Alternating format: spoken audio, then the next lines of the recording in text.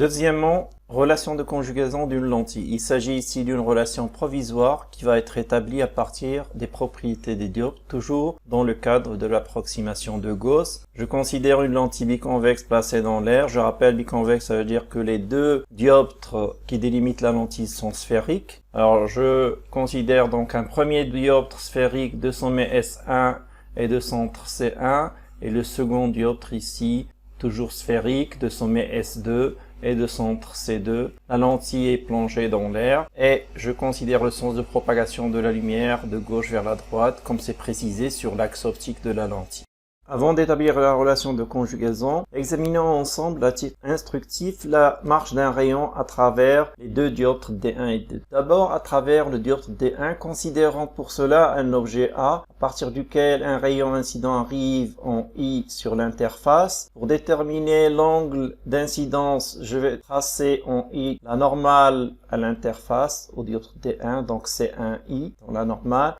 L'angle d'incidence étant I1, or j'arrive de l'air vers un milieu plus réfringent d'indice n, donc l'angle de réfraction serait plus petit que l'angle d'incidence. Autrement dit, le rayon réfracté va s'approcher de la normale. Ici, il s'arrête bien sûr au dioptre D2 où il va subir une deuxième réfraction, on verra tout à l'heure. Je fais la même chose pour un rayon qui arrive de A mais vers le bas du dioptre, il arrive en J. Je trace la normale en J au dioptre D1, c'est un J. L'angle d'incidence, je sais que l'angle de réfraction serait plus faible, donc le rayon réfracté se rapproche de la normale. Alors vous notez que dans les deux cas, les rayons réfractés se rapprochent en fait de l'axe optique de la lentille. Si je regarde les rayons qui vont émerger donc du dioptre D1, tous ces rayons donc vont se rapprocher de l'axe optique de la lentille, sauf celui-là qui passe par S1, puisqu'il arrive sur le dioptre avec une incidence nulle. Il ne sera pas dévié. Conditions de stigmatisme pour le dioptre. Dans les conditions de Gauss, donc l'objet A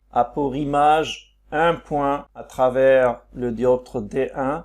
Il serait l'intersection des rayons réfractés ou de leur prolongement ici. Et voilà l'image A1, l'image de A à travers le dioptre D1 ici. Pour le dioptre D1, c'est une image virtuelle. Schématiquement, comme on l'a fait, donc l'objet A pour image A1 à travers le dioptre D1 de sommet S1. Avec un raisonnement pareil, regardons maintenant la marche d'un rayon qui arrive à l'interface du deuxième dioptre D2. A1 qui était donc une image pour le dioptre D1 et maintenant l'objet, un objet pour le dioptre D2. Donc regardons un rayon qui semble provenir de A1. En arrivant à D2 au point I, je trace la normale en I au dioptre D2, donc C2I, et mon angle d'incidence I'1 étant ici. Alors j'arrive d'un milieu d'indice n vers l'air qui est moins réfringent, donc I'2, l'angle de réfraction serait plus grand que l'angle d'incidence, donc le rayon réfracté va s'écarter de la normale. Je fais la même chose pour un rayon qui arrive vers le bas du dioptre D2, il arrive de A1 en J, donc je trace la normale en J au dioptre D2. Et voilà mon angle d'incidence I'1. Je sais que I'2, l'angle de réfraction doit être supérieur. Donc voilà.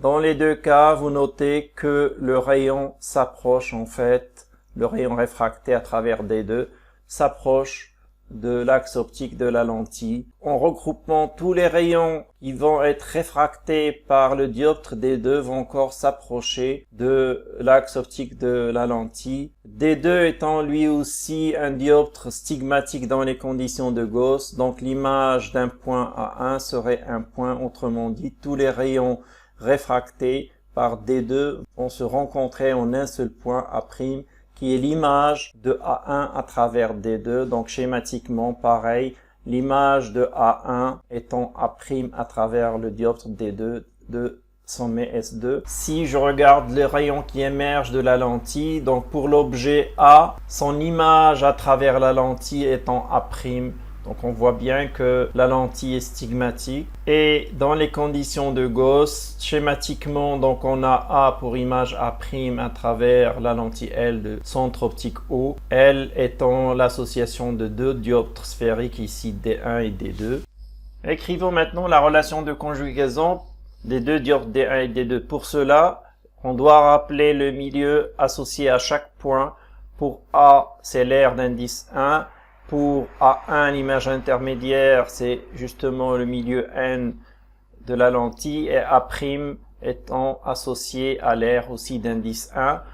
Écrivons maintenant la relation de conjugaison pour le dioptre D1 avec origine au sommet, bien sûr. Donc ça serait N sur S1A1 moins 1 sur S1A est égal à N-1 sur S1C1. Pour le second dioptre, donc 1 sur S2A' moins N sur S2A1 est égal à 1 moins N sur S2C2. Ici, on a la lentille est mince, donc S1 et S2 sont confondus avec O. La somme de ces deux relations vous donne immédiatement une relation entre OA' bar et OA bar. Et en introduisant R1 et R2, les rayons algébriques des dioptres, vous avez votre relation de conjugaison, donc préliminaire, 1 sur OA' bar moins 1 sur OA bar est égal à N-1, 1 sur R1 moins 1 sur R2, sachant que A a pour image A' à travers la lentille L de centre optique O. Une dernière remarque, si l'un des deux dioptres est plan, bien sûr son rayon tend vers l'infini.